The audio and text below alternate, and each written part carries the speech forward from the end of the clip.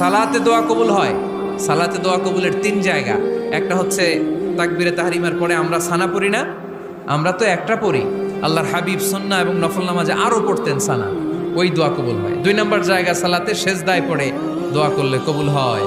আকরাবু মা ইয়াকুনুল আবদু মির রাব্বিহি ওয়া হুয়া সাজিদ ফাকসিরু ফীহি দুআ। বান্দা যখন সেজদায় লুটিয়ে পড়ে, বান্দা আল্লাহর সবচেয়ে কাছে চলে যায়। তা কিন্তু বিশ্বনবী বলে, সেজদাটা তোমার রবের কুদরতি পায়ের উপরে পড়েছে। সেজদায় পড়ে দোয়া করেন।